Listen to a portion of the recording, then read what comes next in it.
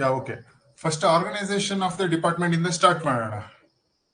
ಎಲ್ಲರೂ ನೀವು request poll ಪ್ರಕಾರ ಹೇಳಿರೋಂಗೆ ಫಸ್ಟ್ ಸಿಲೆಬಸ್ ಪ್ರಕಾರನೇ ಸ್ಟಾರ್ಟ್ ಮಾಡೋಣ ಅಂತ. First organisation of the department ಅಂದ್ರೆ PO ಗೈಡ್ ಪಾರ್ಟ್ 1 ಇಂದಾನೆ ಸ್ಟಾರ್ಟ್ ಮಾಡ್ತಾ ಇದೀವಿ.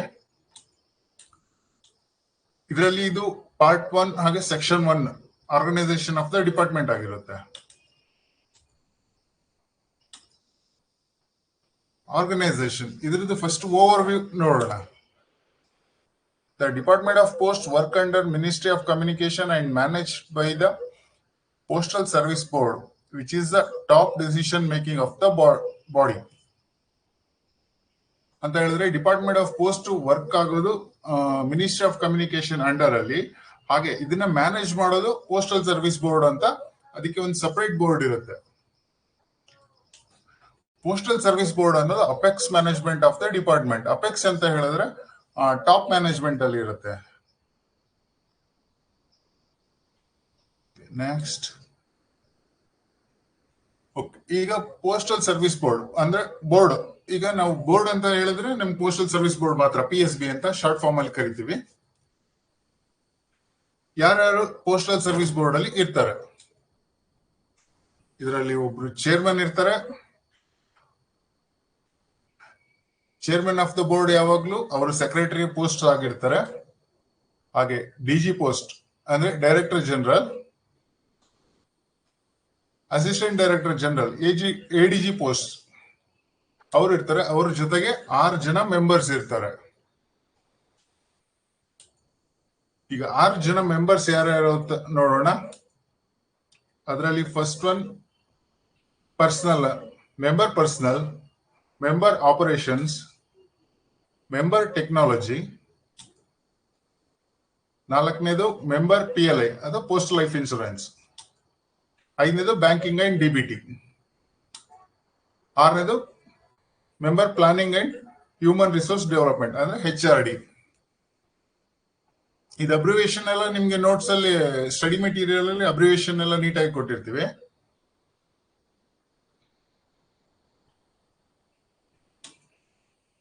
ಇದರಲ್ಲಿ ಒಂದು ಇಂಪಾರ್ಟೆಂಟ್ ಎಕ್ಸಾಮ್ ಅಲ್ಲಿ ಅವಾಗ ಕೇಳ್ತಾನೆ ಇರ್ತಾರೆ. ಮೆಂಬರ್ PLI ಅಂದ್ರೆ ಪೋಸ್ಟಲ್ ಲೈಫ್ ಇನ್ಶೂರೆನ್ಸ್ ಅವರು ಇನ್ವೆಸ್ಟ್ಮೆಂಟ್ ಬೋರ್ಡ್ ಚೇರ್ಪರ್ಸನ್ ಆಗಿರ್ತಾರೆ. ಇದೊಂದು ನೋಟ್ ಮಾಡ್ಕೊಳ್ಳಿ. ಮೆಂಬರ್ PLI ಅವರು ಇನ್ವೆಸ್ಟ್ಮೆಂಟ್ ಬೋರ್ಡ್ ಚೇರ್ಪರ್ಸನ್ ಆಗಿರ್ತಾರೆ. ಅಂದ್ರೆ ಇನ್ವೆಸ್ಟ್ಮೆಂಟ್ ಬೋರ್ಡ್ ಅಂತ ಹೇಳಿದ್ರೆ, ಈಗ ನೀವು ಫಾರ್ ಎಕ್ಸಾಂಪಲ್ ಡಿಪಾರ್ಟ್ಮೆಂಟ್ ಪೋಸ್ಟ್ಗೆ ಸುಮಾರು ಅಮೌಂಟ್ ಬರುತ್ತೆ, PLI ಕಟ್ಟೋದು ಅಥವಾ ಬೇರೆ ತರದ ರೆವಿನ್ಯೂ ಬರುತ್ತಲ್ಲ, ಅದನ್ನೆಲ್ಲ ಒಂದ್ ಕಡೆ ಇನ್ವೆಸ್ಟ್ ಮಾಡ್ತಾರೆ. ಶೇರ್ಸ್ ಮೇಲೆ ಇನ್ವೆಸ್ಟ್ ಮಾಡಬಹುದು, ಅಥವಾ ಮ್ಯೂಚುವಲ್ ಫಂಡ್ಸ್ ಮೇಲೆ ಇನ್ವೆಸ್ಟ್ ಮಾಡಬಹುದು, ಅಥವಾ ಬೇರೆ ಕಂಪ್ನಿಗಳ ಮೇಲೂ ಇನ್ವೆಸ್ಟ್ ಮಾಡಬಹುದು. ಅದರದ್ದು ಚೇರ್ಪರ್ಸನ್ ಇದ್ದರು ಮೆಂಬರ್ PLI ಆಗಿರ್ತಾರೆ.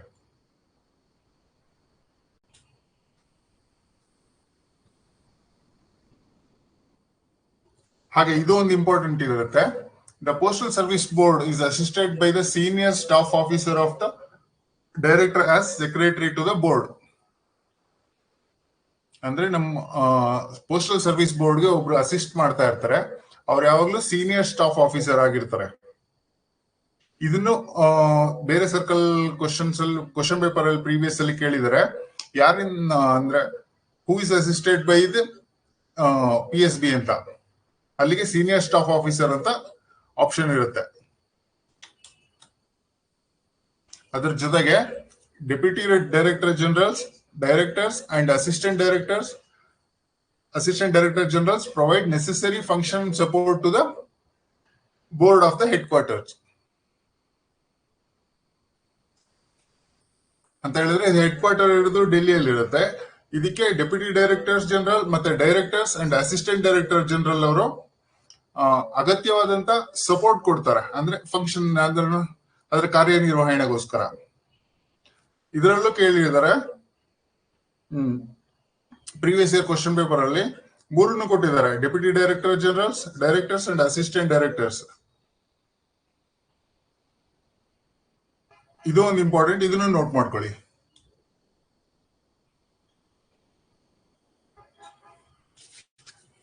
ಹಾಗೆ ಬೋರ್ಡ್ಗೆ ಪರ್ಮನೆಂಟ್ ಇನ್ವೈಟೀಸ್ ಅಂತ ಇರ್ತಾರೆ. ಅಂತ ಹೇಳಿದ್ರೆ ಬೋರ್ಡ್ ಯಾವಾಗ್ಲಾದ್ರೂ ಮೀಟಿಂಗ್ ಮಾಡಿದಾಗ ಅವರು ಪರ್ಮನೆಂಟ್ ಆಗಿ ಅವ್ರನ್ನ ಇನ್ವೈಟ್ ಮಾಡ್ಲೇಬೇಕು ಅಂತ ಇರುತ್ತೆ. ಅವ್ರು ಯಾರ್ಯಾರು ಅಂತ ನೋಡೋಣ. ಇದರಲ್ಲಿ 3 ಪರ್ಮನೆಂಟ್ ಇನ್ವೈಟೀಸ್ ಇದ್ದಾರೆ. ಒಬ್ರು ಡೈರೆಕ್ಟರ್ ಜನರಲ್ ಪೋಸ್ಟಲ್ ಸರ್ವಿಸ್, ಅದು ಡಿಜಿ ಆಗಿರ್ತಾರೆ. ಅವ್ರನ್ನ DGPS ಅಂತ ಶಾರ್ಟ್ ಫಾರ್ಮ್ ಅಲ್ಲಿ ಕರೀತಾರೆ. Next assistant director general coordination, ಇವರು ಎರಡನೇ ಇನ್ವೈಟಿ ಆಗಿರ್ತಾರೆ. ಇವರಿಬ್ರು ಡಿಪಾರ್ಟ್ಮೆಂಟ್ ಅವರೇ ಆಗಿರ್ತಾರೆ, ಪೋಸ್ಟಲ್ ಡಿಪಾರ್ಟ್ಮೆಂಟ್ ಇಂದಾನೆ ಇರ್ತಾರೆ. ಮೂರನೇವ್ರು ಮಾತ್ರ additional secretary and financial adviser ಇರ್ತಾರೆ, AS ಅಂಡ್ FA. ಇವರೊಬ್ರು ಮಾತ್ರ ಔಟ್ ಆಫ್ ದ ಡಿಪಾರ್ಟ್ಮೆಂಟ್ ಇರ್ತಾರೆ. ಇದು ಇಂಪಾರ್ಟೆಂಟ್, ಇದನ್ನು ನೋಟ್ ಮಾಡ್ಕೊಳ್ಳಿ. ನೋಟ್ಸ್ ಅಲ್ಲಿ ಇರುತ್ತೆ, ಅದ್ರ ಒಂದ್ಸಲ ಓದ್ಬೇಕಾದ್ರೆ ಗಮನ ಇಟ್ಟು ಇದನ್ನ ಓದ್ಕೊಳ್ಳಿ. 3 ಜನ ಇನ್ವೈಟೀಸ್ ಇರ್ತಾರೆ: director general postal service, additional director general, additional secretary and financial adviser, AS and FA. Okay, ಇಲ್ಲಿ ತನಕ ಎಲ್ಲರಿಗೂ ಕ್ಲಿಯರ್ ಆಗಿದೆಯಾ?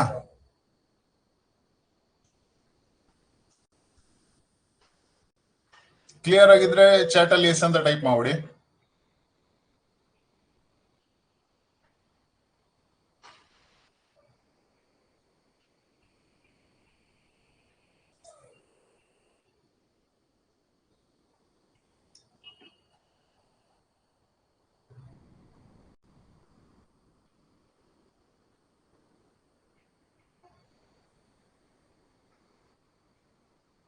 ಓಕೆ, ಕಂಟಿನ್ಯೂ ಮಾಡೋಣ ಹಾಗಾದ್ರೆ. ಚಾಟ್ ಅಲ್ಲಿ ಯಾರಾದ್ರೂ ಹೇಳ್ತಿದ್ರಾ ಯಾರು ಇವರು ಅಂತ?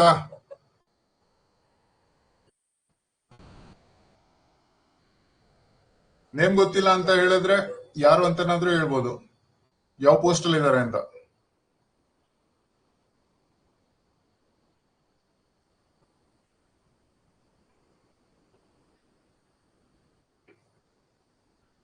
ಇಂಡಿಯಾ ಪೋಸ್ಟ್ ವೆಬ್ಸೈಟ್ ಯಾವಾಗ್ಲಾದ್ರೂ ಓಪನ್ ಮಾಡಿ ನೋಡಿದ್ದೀರಾ?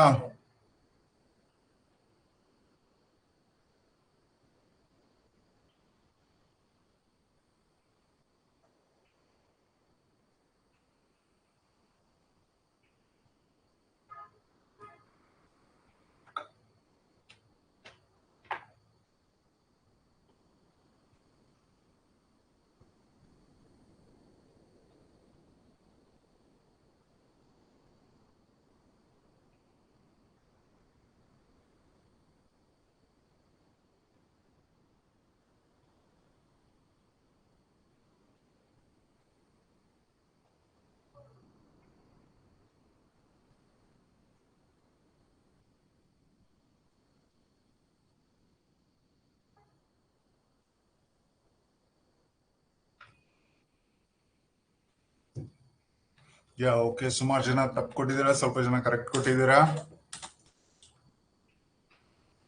ಇವರು ministry of communication Shri Jyotiraditya Shinde ಅಂತ. ಇವರು ಜೂನ್ 10, 2024ರಿಂದ ನಮ್ ಮಿನಿಸ್ಟರ್ ಆಫ್ ಕಮ್ಯುನಿಕೇಶನ್ಸ್ ಆಗಿದ್ದಾರೆ. ಓಕೆ, ನೆಕ್ಸ್ಟ್ ಇವರು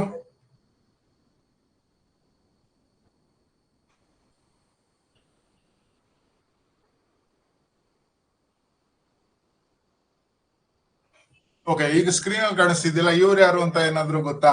ಗೆಸ್ ಮಾಡಿ. ಇಂಡಿಯಾ ಪೋಸ್ಟ್ ವೆಬ್ಸೈಟ್ ಓಪನ್ ಮಾಡ್ತೀರಾ? ಡೈಲಿ ಒಂದ್ಸಲ ಏನಾದ್ರು ಓಪನ್ ಮಾಡಿದೀರಾ?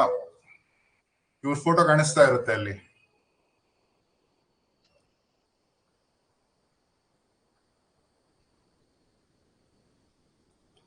ಈಗೇನು ಓಪನ್ ಮಾಡಬೇಡಿ, ಗೊತ್ತಿದ್ರೆ ಗೊತ್ತಿದೇನಿ, ಇಲ್ಲಾಂದ್ರೆ ತಿಳ್ಕೊಳ್ಳೋಣ.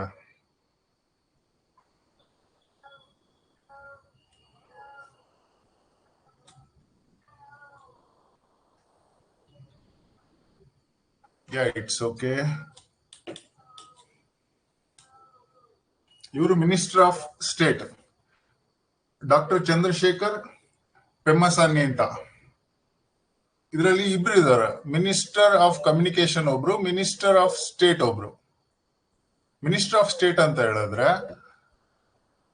Most major ministries are headed by the cabinet minister who sits in union council of ministers and it is typically supported by the team of junior minister are called minister of states ಅಂತ ಹೇಳಿದ್ರೆ,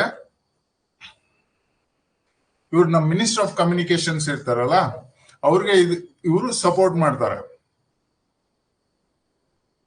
ಇವರು ಒಂದು ನಮ್ಗೆ junior minister ತರಾನ ಇವರು ಅಷ್ಟೇ. Minister of state ಮತ್ತೆ minister of communications ಅವ್ರಿಗೆ ಡಿಫರೆನ್ಸ್ ಇರುತ್ತೆ.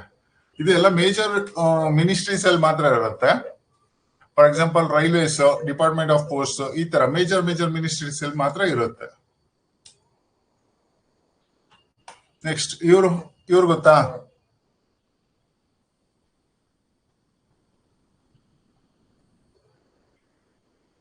ಇವರೆಲ್ಲ ನೋಡಿರ್ತೀರಾ.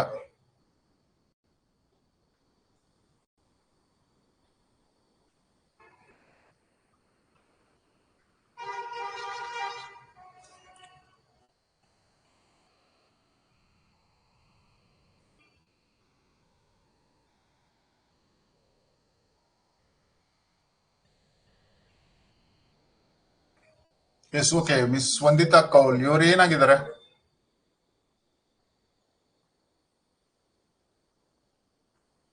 ಇವ್ರು ಯಾವ ಪೋಸ್ಟ್ ಅಲ್ಲಿ ಇದ್ದಾರೆ?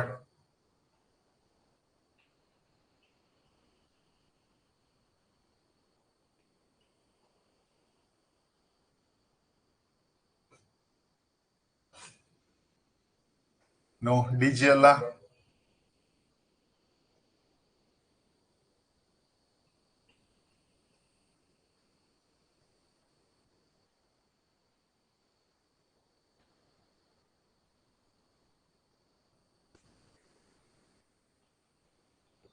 ಯಾ, PSB ಚೇರ್ಮನ್ ಅಂತ ಹೇಳಿದ್ರೆ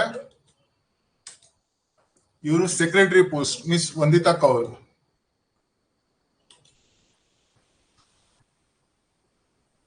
ಈಗ ಗವರ್ನೆನ್ಸ್ ಸಿಸ್ಟಮ್ ಬಗ್ಗೆ ನೋಡೋಣ.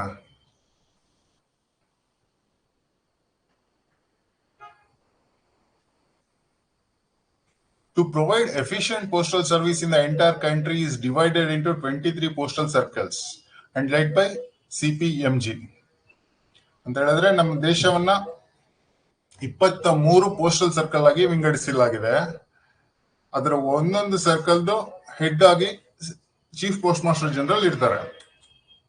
ಹಾಗೆ ಪ್ರತಿ ಸರ್ಕಲ್ ಅನ್ನ ಮತ್ತೆ ಸ್ಪ್ಲಿಟ್ ಮಾಡಿ ರೀಜನ್ಸ್ ಆಗಿ ಸ್ಪ್ಲಿಟ್ ಮಾಡಿದ್ದಾರೆ. ಮತ್ತೆ ಪುನಃ ಡಿವಿಷನ್ಸ್ ಆಗಿ ಸ್ಪ್ಲಿಟ್ ಮಾಡಿದ್ದಾರೆ ರೀಜನ್ಸ್ ನ. ರೀಜನ್ ಹೆಡ್ ಆಗಿರೋರು PMG ಆಗಿರ್ತಾರೆ. ಡಿವಿಷನ್ ಹೆಡ್ ಆಗಿರೋರು SPOs ಆಗಿರ್ತಾರೆ ಅಥವಾ SSPOs ಆಗಿರ್ತಾರೆ. RMS ಡಿವಿಷನ್ ಅಲ್ಲಿ ಸೂಪರಿಂಟೆಂಡೆಂಟ್ RMS ಆಗಿರ್ತಾರೆ ಅಥವಾ ಸೀನಿಯರ್ ಸೂಪರಿಂಟೆಂಡೆಂಟ್ RMS ಆಗಿರ್ತಾರೆ.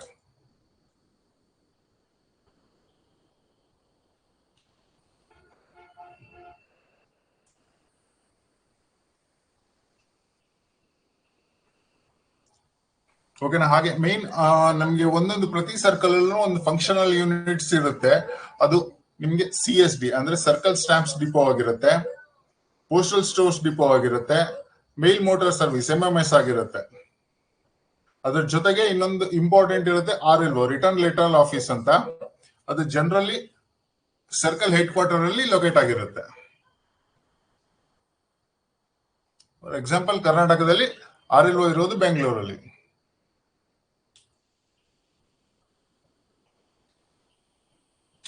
ಇದ್ರ ಜೊತೆಗೆ 24ನೇ ಸರ್ಕಲ್ ತರ ನಮ್ದು APS ಇರುತ್ತೆ. ಅದನ್ನ ಯಾವಾಗ್ಲೂ ಇನ್ ಅಡಿಷನ್ ಸರ್ಕಲ್ ಅಂತಾನೆ ಕರೀತಾರೆ APS ನ. ಇದನ್ನ ಬೇಸ್ ಸರ್ಕಲ್ ಅಂತ ಕೂಡ ಕರೀತಾರೆ.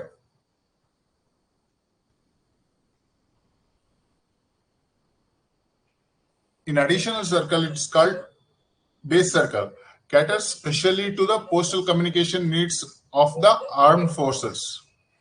ಅಂತ ಹೇಳಿದ್ರೆ ಆರ್ಮಿಯಲ್ಲಿ ಇರುವುದು, ನೇವಿ ಅಥವಾ ಏರ್ ಫೋರ್ಸ್ ಅಲ್ಲಿ ಇರೋರಿಗೆ ಪೋಸ್ಟಲ್ ಸರ್ವಿಸ್ ನ ಸರ್ವ್ ಮಾಡುವಂತದ್ದು ಬೇಸ್ ಸರ್ಕಲ್ ಆಗಿರುತ್ತೆ. APS ದ ಹೆಡ್ ಯಾರು ಆಗಿರ್ತಾರೆ ಅಂತ ಹೇಳಿದ್ರೆ, ಬೇಸ್ ಸರ್ಕಲ್ ದ ಹೆಡ್ ಯಾರು ಇರ್ತಾರೆ ಅಂತ ಹೇಳಿದ್ರೆ ಅಡಿಷನಲ್ ಡೈರೆಕ್ಟರ್ ಜನರಲ್ APS ಆಗಿರ್ತಾರೆ.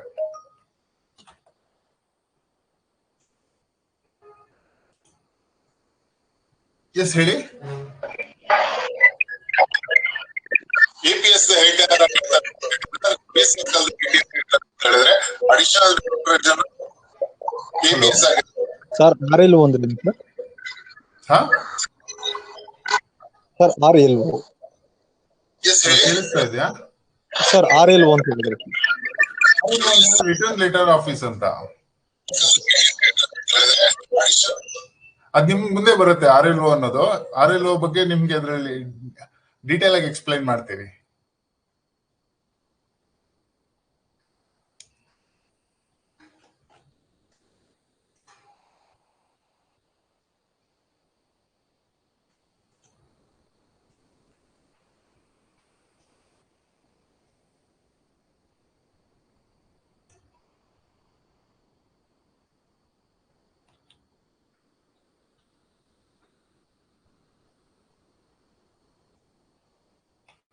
ಓಕೆ, ಏನೇ ಡೌಟ್ ಇದೆಯಾ? ಸ್ಟಾರ್ಟ್ ಮಾಡೋಣ. ಯಾರಾದ್ರೂ ಚಾಟ್ ಮಾಡಿ.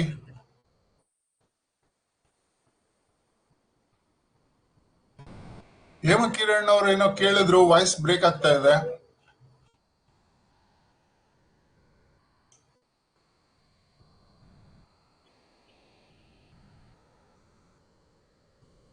ಹೇಮಕಿರಣ್ ಅವ್ರೆ ಹೇಳಿ.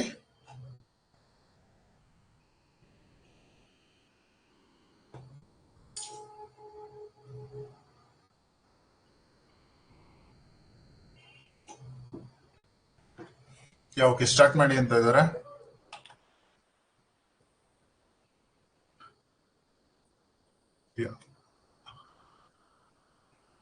APS ಹೆಡ್ ಯಾರು ಆಗಿರ್ತಾರೆ ಅಂತ ಹೇಳಿದ್ರೆ additional director general, ADG, army postal service ಆಗಿರ್ತಾರೆ. ಅವ್ರದ್ದು ರ್ಯಾಂಕ್ ಮೇಜರ್ ಜನರಲ್ ಆಗಿರುತ್ತೆ. ಇನ್ನು ಆರ್ಮಿ ಹೆಡ್ ಕ್ವಾರ್ಟರ್ ಅಲ್ಲಿ ಅವರ ರ್ಯಾಂಕ್ ಯಾವ್ದು ಅಂತ ಹೇಳಿದ್ರೆ ಮೇಜರ್ ಜನರಲ್.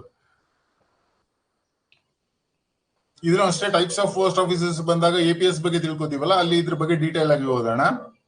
ಜಸ್ಟ್ ಬೇಸಿಕ್ ಅಷ್ಟೇ ಹೇಳ್ತಾರೆ. ಅದಂದ್ರೆ ಆರ್ಗನೈಸೇಷನ್ ಓವರ್ ವ್ಯೂ ಕೊಡ್ತಾ ಇರೋದು ಅಷ್ಟೇ. ಇದು APS ಅಲ್ಲಿ ಯಾವಾಗಲೂ 75% of the staff department of post ಇಂದಾನೆ ಇರ್ತಾರೆ. ಹಾಗೂ 25% ಆರ್ಮಿ ಅವರು ಡೈರೆಕ್ಟ್ ಆಗಿ ರಿಕ್ರೂಟ್ ಮಾಡ್ಕೋತಾರೆ.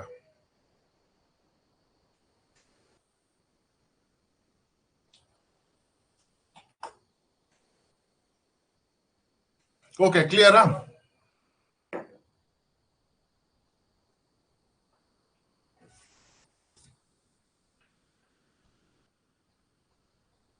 ಹೇಮಕಿರಣ್ ಅವ್ರು ನೋ ಡೌಟ್ ಅಂತ ಹೇಳಿದಾರೆ. ಈಗ ಸರ್ಕಲ್ಸ್ ಬರೋಣ. ಈಗಾಗಲೇ ಹೇಳ್ದಂಗೆ 23 ಸರ್ಕಲ್ಸ್ ಇದೆ ಅಂತ ಹೇಳಿದ್ವಿ. 23 ಸರ್ಕಲ್ದು ಯಾವ್ದು ಹೆಡ್ ಕ್ವಾರ್ಟರ್, ಯಾವ್ದು ಜ್ಯೂರಿಸ್ಟಿಕ್ಷನ್, ಯಾವ ಯಾವ ಏರಿಯಾಗಳನ್ನ ಕವರ್ ಮಾಡುತ್ತೆ ಅನ್ನೋದನ್ನ ಇದ್ರ ಬಗ್ಗೆ ತಿಳ್ಕೊಳ್ಳೋಣ. ಈಗ ಇದರಲ್ಲಿ ಮೈನ್ ಇಂಪಾರ್ಟೆಂಟ್ ಅಂತ ಬಂದ್ರೆ ಫಸ್ಟ್ ಆಂಧ್ರ ಪ್ರದೇಶ್ ಬರುತ್ತೆ. ಆಂಧ್ರ ಪ್ರದೇಶ್ ಸರ್ಕಲ್ದು ಜ್ಯೂರಿಸ್ಟಿಕ್ಷನ್ ಬಂದು ಫುಲ್ ಆಂಧ್ರ ಪ್ರದೇಶ್, ಹೋಲ್ ಆಂಧ್ರ ಪ್ರದೇಶ್ ಇರುತ್ತೆ. ಅದ್ರ ಹೆಡ್ ಕ್ವಾರ್ಟರ್ ವಿಜಯವಾಡ. ಅದೇ ಯೂನಿಯನ್ ಟೆರಿಟರಿ ಅದನ್ನ ಕವರ್ ಮಾಡುತ್ತೆ, ಅದು ಯಾನಂ. ಎಕ್ಸಾಮ್ಸ್ ಅಲ್ಲಿ ನಿಮ್ಗೆ ಯೂನಿಯನ್ ಟೆರಿಟರೀಸ್ ಯಾವ್ದು ಕವರ್ ಆಗುತ್ತೆ ಅದು ಇಂಪಾರ್ಟೆಂಟ್ ಆಗುತ್ತೆ. ಪ್ಲಸ್ ಹಾಗೆ ಯಾವ್ದು ಒಂದು ಸರ್ಕಲ್ 2 ಸ್ಟೇಟ್ ಅಥವಾ 3 ಸ್ಟೇಟ್ ನ ಕವರ್ ಮಾಡ್ತಾ ಇರುತ್ತೆ ಅಂತದ್ನ ಜನರಲ್ ಆಗಿ ಕೇಳ್ತಾನೆ ಇರ್ತಾರೆ. ಟೋಟಲ್ ಆಗಿ ಆರ್ಗನೈಸೇಷನ್ ಆಫ್ ದ ಡಿಪಾರ್ಟ್ಮೆಂಟ್ ಅಲ್ಲಿ 1 ರಿಂದ 2 ಮಾರ್ಕ್ಸ್ ಅಂತೂ ಕ್ವಶನ್ ಖಂಡಿತ ಬರುತ್ತೆ. 1 ಇಲ್ಲ 2 ಕ್ವಶನ್ ಬಂದೇ ಬರುತ್ತೆ. Next Assam circle. Assam circle jurisdiction ಬರೀ ಅಸ್ಸಾಂ ಸರ್ಕಲ್ ಮಾತ್ರ ಇರುತ್ತೆ. ಅದ್ರ headquarter Guwahati. Bihar circle jurisdiction ಬರೀ ಬಿಹಾರ್ ಮಾತ್ರ ಇದೆ. ಅದ್ರ headquarter Patna. Chhattisgarh jurisdiction ಬರೀ ಛತ್ತೀಸ್ಗಢ ಮಾತ್ರ ಇದೆ. ಹೆಡ್ ಕ್ವಾರ್ಟರ್ಸ್ ಬಂದು ರಾಯ್ಪುರ್ ಆಗಿದೆ. Delhi circle jurisdiction Delhi circle, headquarter Delhi, plus Delhi circle ಅದೊಂದು ಯೂನಿಯನ್ ಟೆರಿಟರಿ ಆಗಿದೆ. ನೆಕ್ಸ್ಟ್ ಗುಜರಾತ್ ಸರ್ಕಲ್ ನೋಡೋಣ.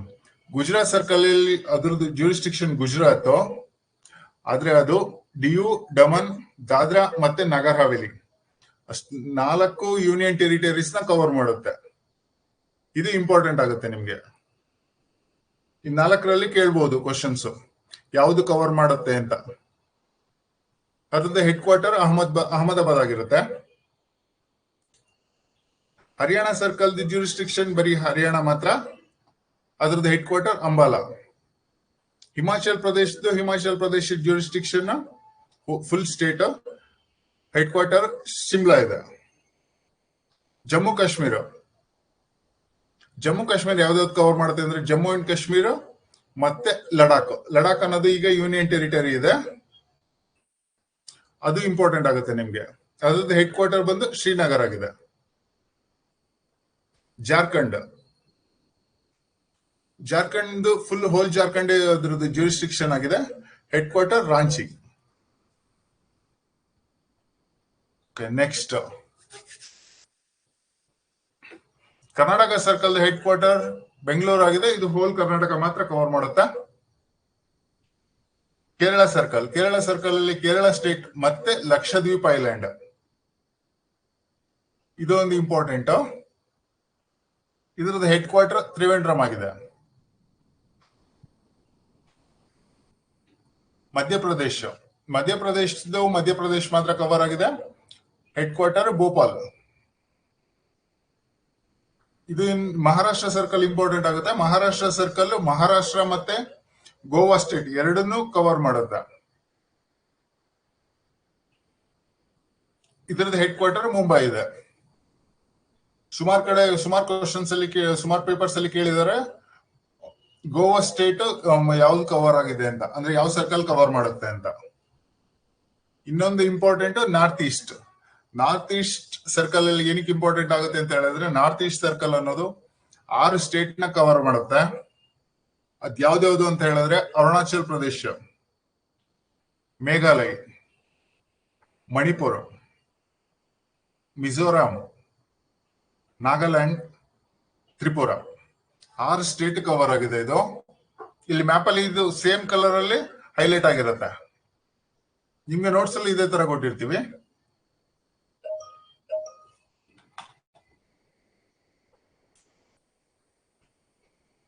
ಹಾ ಯಸಿರ್ ಅವರ ಹೇಳಿ. ಹಲೋ. ಹಾ ಯಸಿರ್.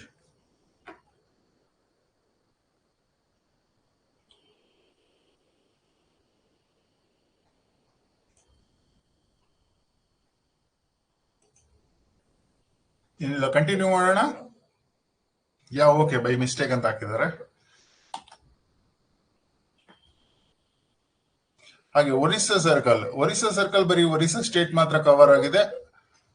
ಅದರದ್ದು ಹೆಡ್ ಕ್ವಾರ್ಟರ್ ಭುವನೇಶ್ವರ್ ಇದೆ. ಪಂಜಾಬ್ ಸರ್ಕಲ್ ಒಂದು ಇಂಪಾರ್ಟೆಂಟ್ ಇದೆ. ಪಂಜಾಬ್ ಸರ್ಕಲ್ದು ಹೆಡ್ ಕ್ವಾರ್ಟರ್ ಚಂಡೀಗಢ ಇದೆ. ಹಾಗೆ ಚಂಡೀಗಢ ಅನ್ನೋದು ಒಂದು ಯೂನಿಯನ್ ಟೆರಿಟರಿ. ಅದಕ್ಕೆ ಇದನ್ನ ಯಾವಾಗ್ಲೂ ಆಲ್ಮೋಸ್ಟ್ ಎಕ್ಸಾಮ್ ಅಲ್ಲಿ ಕೇಳಿದ್ದಾರೆ, ಇದನ್ನ ಸುಮಾರು ಸಲ ಕೇಳಿದ್ದಾರೆ. ಇದು ಪಂಜಾಬ್ ಸರ್ಕಲ್ ಮತ್ತೆ ಚಂಡೀಗಢ ಎರಡನ್ನೂ ಕವರ್ ಮಾಡುತ್ತೆ.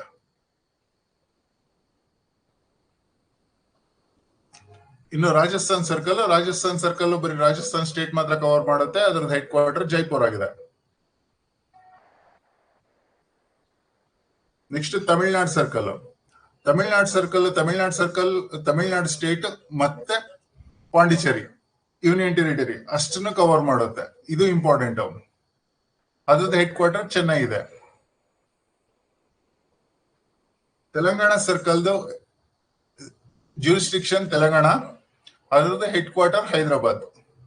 ಆಂಧ್ರ ಪ್ರದೇಶ್ ಏನಕ್ಕೆ ಕೇಳ್ತಾರೆ ಅಂತ ಹೇಳಿದ್ರೆ, ಆಂಧ್ರ ಪ್ರದೇಶ್ ಸರ್ಕಲ್ದು ಹೆಡ್ ಕ್ವಾರ್ಟರ್ ಯಾವುದು ಅಂತ ಕೇಳಿದ್ರೆ ಆಲ್ಮೋಸ್ಟ್ ಹೈದರಾಬಾದ್ ಅಂತ ಟಿಕ್ ಮಾಡ್ತಾರೆ ಅಂತ ಕನ್ಫ್ಯೂಷನ್ ಅಲ್ಲಿ ಟಿಕ್ ಮಾಡ್ತಾರೆ ಅನ್ನೋದಕ್ಕೋಸ್ಕರ ಕೇಳಿರ್ತಾರೆ ಅಷ್ಟೇ. ಇದೊಂದನ್ನು ನೋಡ್ಕೊಳ್ಳಿ. ತೆಲಂಗಾಣದ ಹೆಡ್ ಕ್ವಾರ್ಟರ್ ಹೈದರಾಬಾದ್, ಆಂಧ್ರ ಪ್ರದೇಶದ ವಿಜಯವಾಡ ಆಗಿರುತ್ತೆ. ನೆಕ್ಸ್ಟ್ ಉತ್ತರಾಖಂಡ್ ಸರ್ಕಲ್ದು ಹೆಡ್ ಕ್ವಾರ್ಟರ್ ಡೆಹರಾಡೂನ್, ಅದು ಉತ್ತರಾಖಂಡ್ ಸ್ಟೇಟ್ ಫುಲ್ ಕವರ್ ಮಾಡುತ್ತೆ. ಉತ್ತರ ಪ್ರದೇಶದ ಲಕ್ನೋ ಹೆಡ್ ಕ್ವಾರ್ಟರ್ ಆಗಿದೆ. ಉತ್ತರ ಪ್ರದೇಶ ಮಾತ್ರ ಕವರ್ ಮಾಡುತ್ತೆ. ವೆಸ್ಟ್ ಬೆಂಗಾಲ್ ಇಂಪಾರ್ಟೆಂಟ್. ವೆಸ್ಟ್ ಬೆಂಗಾಲ್ ಮತ್ತೆ ಸಿಕ್ಕಿಂ ಎರಡನ್ನೂ ಕವರ್ ಮಾಡುತ್ತೆ. ಪ್ಲಸ್ ಇದ್ರ ಜೊತೆಗೆ ಅಂಡಮಾನ್ ಮತ್ತೆ ನಿಕೋಬಾರ್ ಐಲ್ಯಾಂಡ್ ಅನ್ನು ಕವರ್ ಮಾಡುತ್ತೆ. ಅದು ಯೂನಿಯನ್ ಟೆರಿಟರಿ. ಇದರದ ಹೆಡ್ ಕ್ವಾರ್ಟರ್ ಕೋಲ್ಕತ್ತಾ ಆಗಿದೆ.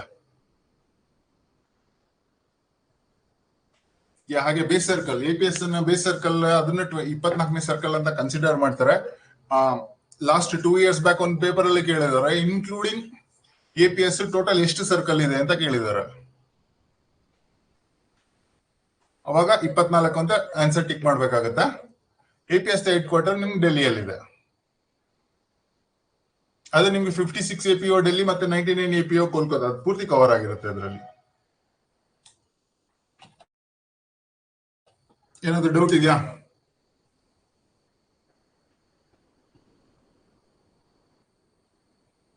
ಡೌಟ್ಸ್ ಇದ್ರೆ ಹೇಳಿ.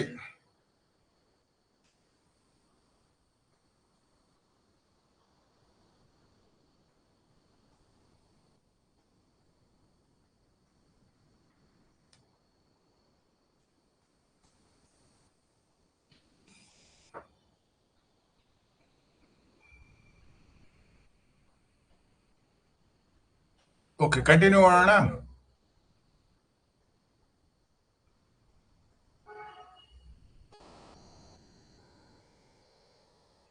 ಕಂಟಿನ್ಯೂ ಆದ್ರೆ ಎಸ್ ಅಂತ ಟೈಪ್ ಮಾಡಿ. ಏನಾದ್ರೂ ಯಾರಾದ್ರೂ ಮಾತಾಡಾಗಿದ್ರೆ